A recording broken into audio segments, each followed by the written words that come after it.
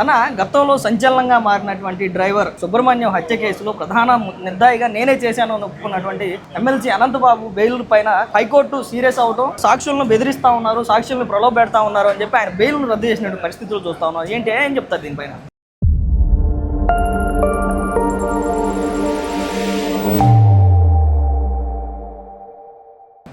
వాస్తవమే. ఎందుకంటే గతంలో సుబ్రహ్మణ్యాన్ని వాళ్ళు చంపేసి అదే డిక్కీలో వాళ్ళ ఇంటికి ప్యాక్ చేసి వాళ్ళ ఇంటికి పంపించినటువంటి ఘనత వైసీపీ ఎమ్మెల్సీ అనంతబాబుదని ఈ రాష్ట్ర ప్రజలకి తెలుసు, పక్క రాష్ట్రంలో ఉన్నటువంటి తెలంగాణ, తమిళనాడు రాష్ట్ర ప్రజలకు కూడా తెలుసు. అలాంటి వ్యక్తికి ఎంతవరకు బెయిల్ ఇస్తారని చెప్పేసి నేను ఈ సభాముఖంగా అడుగుతున్నాను. అలాంటి వ్యక్తికి బెయిల్ నిరాకరించడమే హైకోర్టు చేసినటువంటి ఒక మంచి నిర్ణయం, ఒక మంచి శుభపరిణామంగా నేను భావిస్తున్నానని చెప్పేసి మీ ద్వారా తెలియజేస్తాను. వైసీపీలో ఇలాంటి నాయకులు కోకొలలుగా ఉన్నారు. దళితులపైన దాడులు చేసిన వాళ్ళు, మద్యం గురించి అడిగినందుకు హత్యలు చేసిన వాళ్ళు, లేదంటే ఇసుక గురించి అడిగినందుకు హత్యలు చేసిన వాళ్ళు కోకొలలుగా ఉన్నారు. కానీ జగన్మోహన్ రెడ్డి ఎప్పుడు కూడా ఎవరినైతే దళితులను చంపారో ఆ నాయకులపైన కానీ, లేదంటే ఆ పార్టీ నేతలపైన కానీ కనీసం యాక్షన్ తీసుకున్నటువంటి చర్యలు కూడా ఉన్నాయి. అంటే ఏంటి, ఎలా చూడొచ్చు అంటే దళితుల పట్ల వీళ్ళకి చిన్న చూపు ఏంటంటారు? అంటే ఇక్కడ జగన్మోహన్ రెడ్డి గారు బైబుల్ పట్టుకొని చర్చిలకు వెళ్ళి నేను క్రిస్టియన్ని, నా ఎస్సీ, నా బీసీ, నా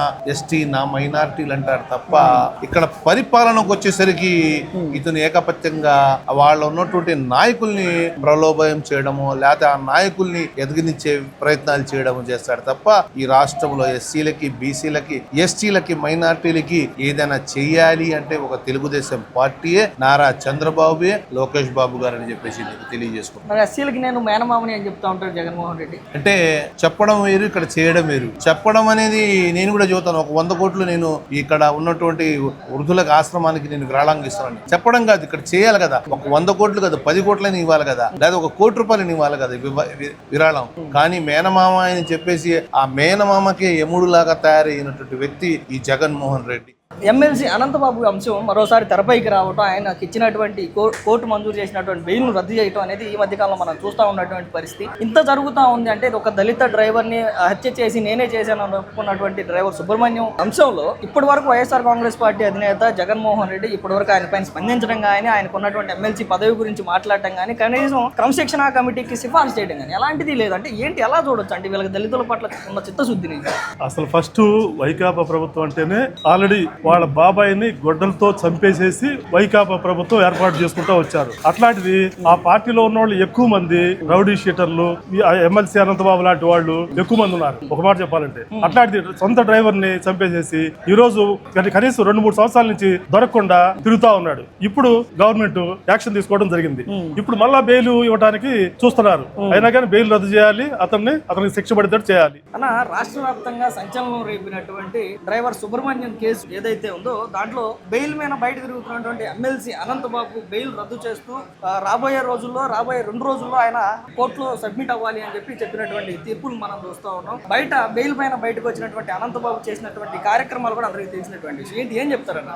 ఇవాళ ఏదైతే డ్రైవర్ సుబ్రహ్మణ్యం ఒక దళితుడండి, దళితుడిని చంపి డోర్ డెలివరీ చేసినటువంటి ఒక పెద్దల సభలో ఉన్నటువంటి వ్యక్తి అనంతబాబు ఎమ్మెల్సీ గారు. అయితే ఆయన మర్డర్ అనంతరం గతంలో వైసీపీ హయాంలో జైల్లో కొనసాగించినటువంటి ఆగడాలు, ఆ జైలు యొక్క సెంట్రీల్ని బెదిరించి, జైలర్లని బెదిరించి, లేదా ఏదో విధాన ఆయన అనుభవించినటువంటి భోగభాగ్యాలు మనకు తెలిసినటువంటి విషయం. నిజంగా చెప్పాలంటే ఈ అనంతబాబు లాంటి యొక్క వ్యక్తికి అసలు బెయిలే ఇవ్వకూడదు. అలాంటిది బెయిల్ ఇచ్చినా ఆ యొక్క న్యాయస్థానాల యొక్క ప్రమేయంతో బెయిల్ పొంది ఆ బెయిల్ ని సద్వినియోగం చేసుకోకుండా ఏదైతే నిందితుడిగా ఉన్నటువంటి అనంతబాబు సాక్షులను ప్రభావితం చేసే విధంగా భయపెట్టడం, ఇవాళ స్వతంత్ర భారతదేశంలో సాక్షులుగా ఉండేటువంటి ఏ ఒక్క వ్యక్తికి కూడా బెదిరించేటువంటి అర్హత ఒక్కరికి లేదు. అలాంటిది సాక్షాత్తు నిందితుడిగా ఉన్నటువంటి అనంతబాబే సాక్ష్యాలని బెదిరిస్తా ఉంటే మరి నిన్న కోర్టు ఇచ్చినటువంటి తీర్పు కూడా చాలా హర్షణీయం. ముఖ్యంగా మనం చూస్తే అనంతబాబు ఒక ఘనకార్యం చేశాడు. ఒక దళిత డ్రైవర్ ని, సుబ్రహ్మణ్యాన్ని చంపి డోర్ డెలివరీ చేశాడు. అదే కాకుండా గతంలో వైసీపీలో అనేక మంది వైసీపీ నాయకులు అనేక గుండా ఈజాలు, రౌడీ ఈజాలు, అనేకమైనటువంటి కార్యక్రమాలు చేసినా ఏనాడు కూడా వైసీపీ పార్టీ నుంచి వాళ్ళు బహిష్కరణకు గురి కాలేదు. అది ప్రజా క్షేత్రంలో ఉన్నటువంటి రాజకీయ పార్టీ మరి క్రమశిక్షణ లేకుండా ఆ విధంగా చేస్తా ఉంది. ఉదాహరణ మీకు ఒకటి చెప్తా ఉన్నా.